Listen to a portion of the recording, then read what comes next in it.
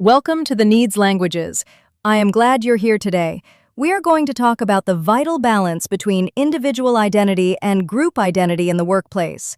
Workplaces have two different identities, the individual identity and the group identity. Both are needed and both are valid.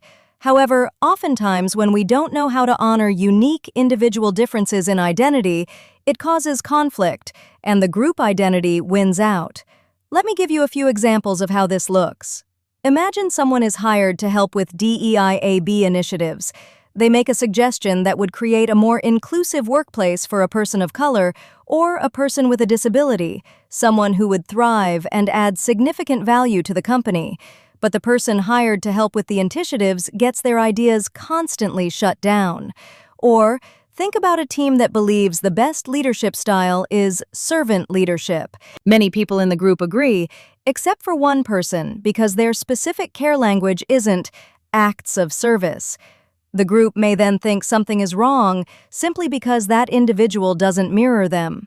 Instead of the group asking, what is another way of leading that could complement the whole group or workplace? That individual can get bullied because they don't fit the collective mold, eventually making it so uncomfortable they want to leave. This is when the group dynamic takes over the individual, instead of the individual and the group dynamic partnering. This is where we have to remember my core framework. Processing is neutral.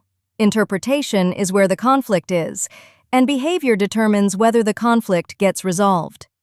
A healthy way to operate is to be inclusive and listen to all perspectives.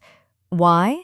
Because this is where problems get solved. This is where innovation happens. When we do the same thing over and over again, we get the same results. Problems stay stuck. That is why we need both group and individual identity to work together. Both are important, both are needed, and both are needed in balance. When a healthy work culture understands how to navigate this, they tend to be a thriving business.